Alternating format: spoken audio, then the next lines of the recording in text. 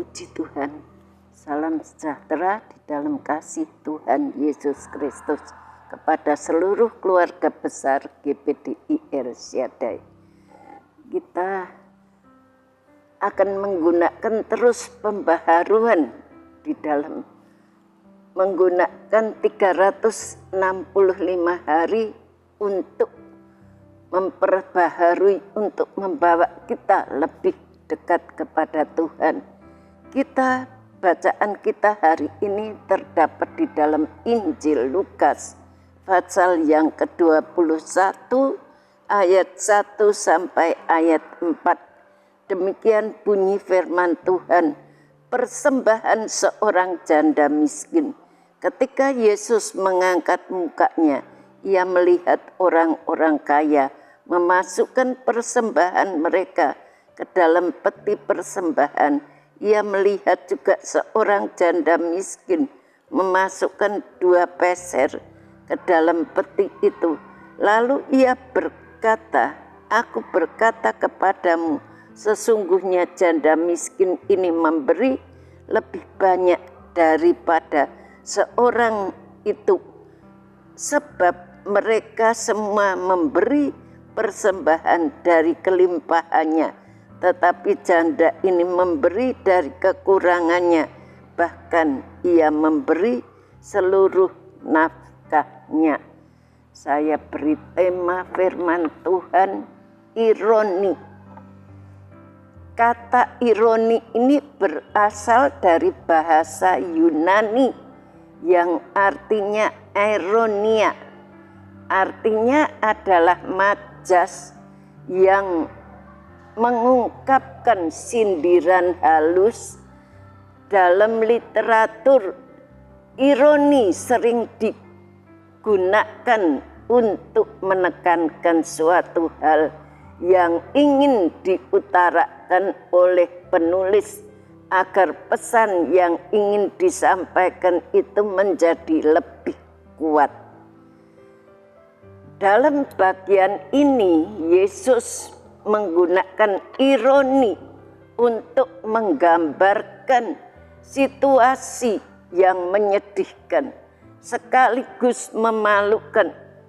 Pada firman Tuhan sebelumnya, kita sudah melihat ahli-ahli Taurat itu di dalam pasal 20 ayat 47 dikatakan, yang menelan rumah janda-janda dan yang mengelabui mata orang dengan doa yang panjang-panjang, mereka itu pasti akan menerima hukuman yang lebih kuat. Kita melihat di dalam ayat ini, walaupun sebenarnya Allah memerintahkan mereka untuk memperhatikan janda-janda, tapi sebenarnya mereka tidak memperhatikan janda-janda. Kalau kita menggunakan OIA di dalam peristiwa ini, kita melihat di situ ada Tuhan Yesus, ada seorang janda miskin, dan ada orang banyak yang masuk di dalam bait Allah. Dan tempatnya adalah di dalam bait Allah atau di gereja. Dan kita melihat dalam firman Tuhan ini bercerita tentang seorang janda yang memberi persembahan di bait suci. Jumlah pemberiannya itu memang sedikit, tidak banyak. Namun secara persentase ia memberikan lebih banyak dari orang-orang kaya. Di dalam ayat 3 tadi dikatakan, lalu ia berkata, "Aku berkata kepadamu, sesungguhnya janda miskin ini memberi lebih banyak daripada semua orang." Di mata Tuhan, janda yang miskin ini dia memberi lebih banyak dari orang-orang kaya yang waktu itu memberi. Kenapa? Kita melihat kalau orang-orang kaya memberi dengan jumlah yang banyak, itu belum seberapa karena masih banyak uang yang mereka miliki. Tapi janda yang miskin ini bekerja 1 hari 1 dinar. Dia memberikan uang itu yang jumlahnya kelihatan kecil, tetapi dia memberikan itu semua dengan tulus. Jadi Tuhan melihat bukan jumlah, tapi Tuhan melihat ketulusan hati daripada janda ini. Fenomena ini ironis sekaligus membuat Yesus begitu kagum. Bahkan ia sampai memuji persembahan janda tersebut. Bukan karena jumlahnya yang sedikit, bukan karena dia jumlahnya sedikit, lebih banyak orang-orang kaya yang waktu itu memberi, tidak, itu bukan.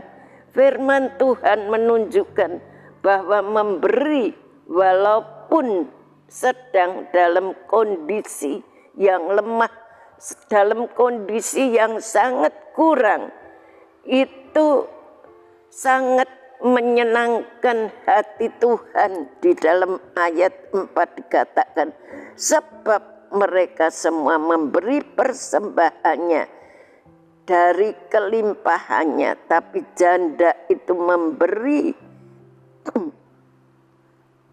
dari kekurangannya, bahkan ia memberi seluruh nafkahnya. Yang dia beri itu seluruh nafkah yang dia peroleh. Artinya dia memberikan seluruh kehidupannya.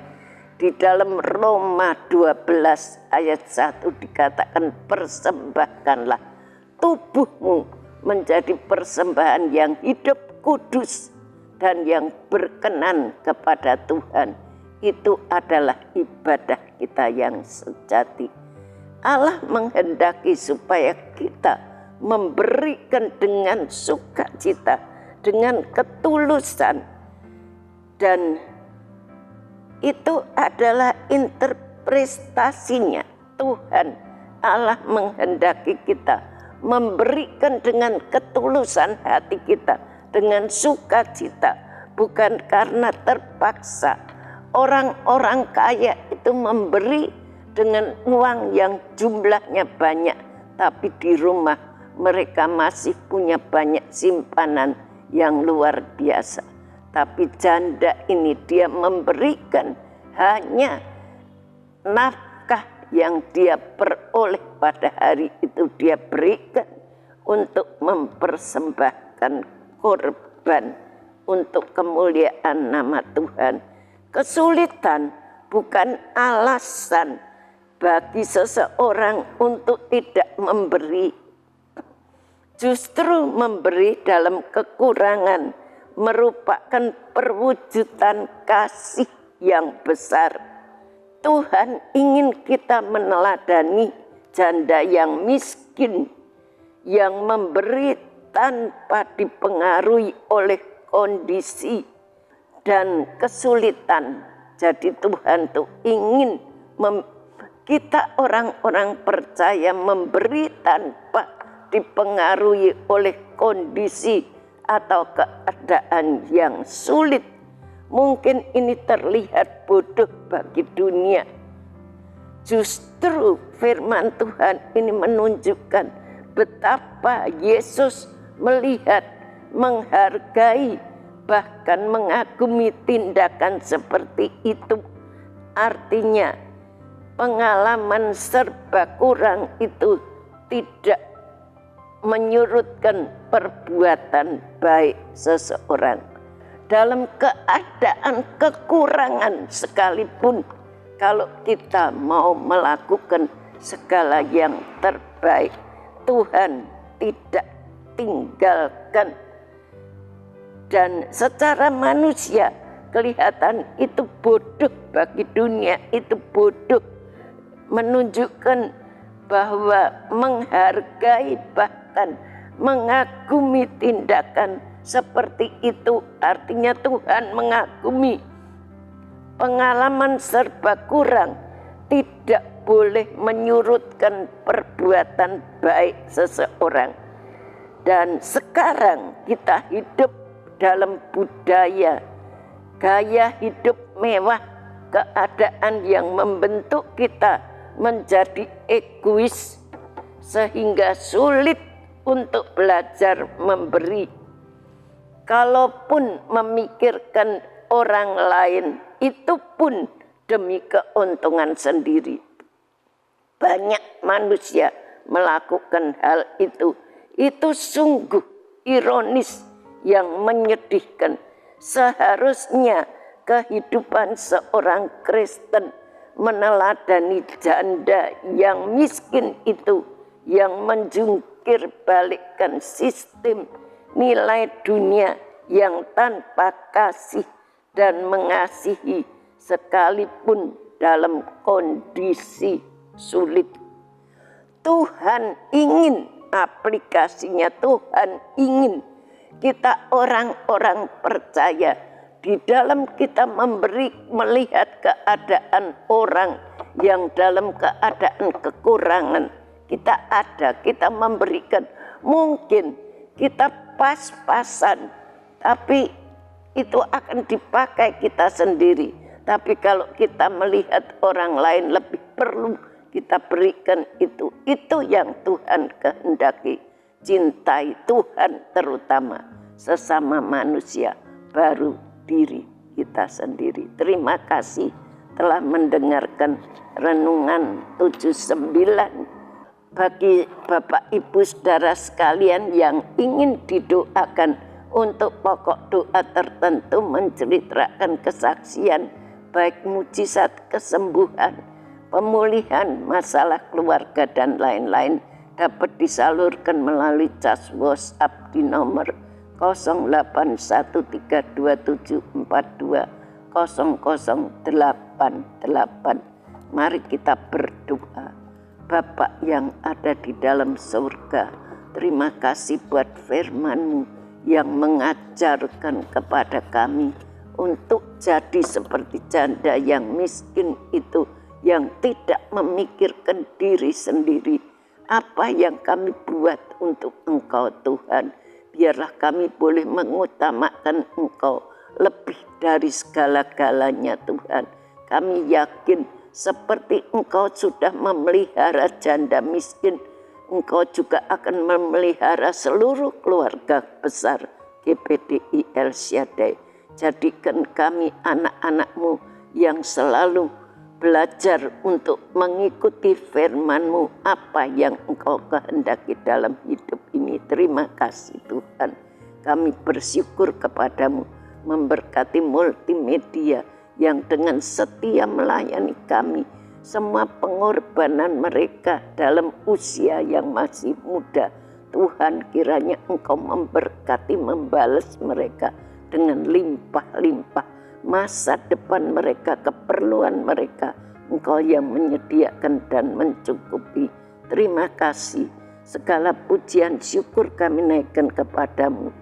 Lakukanlah mata keluarga GPDI El Shaddai daripada melihat hal yang hampa. Hidupkanlah keluarga GPDI El Shaddai dengan jalan-jalan yang Kau tunjukkan. Terima kasih. Haleluya. Amin.